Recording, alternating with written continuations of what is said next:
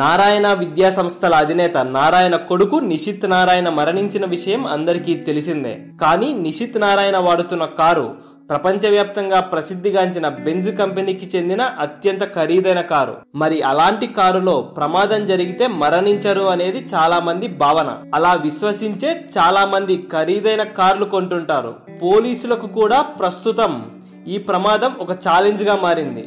దీంతో ఈ ప్రమాదాన్ని ఒక సవాల్గా తీసుకున్న పోలీసులు కారుకు సంబంధించి తమకు 6 అనుమానాలున్నాయని వాటిని నివృత్తి చేయాల్సిందిగా బెంజ్ కంపెనీకి ఒక లేఖ పంపించారు. ఆ 6 అనుమానాలు ఏంటంటే, మొదటిది, ఏ సందర్భాల్లో కారులో ఉన్న ఎయిర్ బెలూన్స్ తెరుచుకుంటాయి. రెండవది, నితీష్ నారాయణ మరణించినప్పుడు కారులో ఉన్న ఎయిర్ బెలూన్స్ ఎందుకు పగిలిపోయాయి. మూడవది, కారులో ఏమైనా సాంకేతిక లోపాలు ఉన్నాయా. నాలుగవది, కారులో ఉన్న స్పీడోమీటర్ ను ఏ స్పీడ్ వద్ద లాక్ చేయాల్సిన అవసరం ఉంది.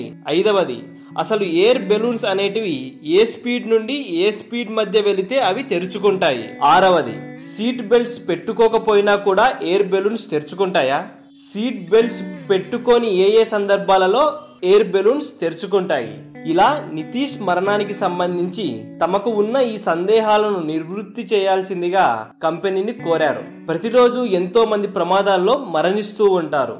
పోలీసులు సామాన్యుడు చనిపోయినప్పుడే ఇంతగా ఆలోచించి రియాక్ట్ అయి ఉంటే సెలబ్రిటీల పిల్లలు చనిపోయే వరకు పరిస్థితులు వచ్చేవి కావని కొంతమంది అభిప్రాయపడుతున్నారు. ఇక నుండైనా పోలీసులు వేగ నియంత్రణపై కొద్దిగా పట్టు బిగించాలని కోరుకుంటున్నారు. అలానే వాహనదారులు కూడా తమ బాధ్యతగా వాహనాన్ని జాగ్రత్తగా నడపాలని ఆశిద్దాం.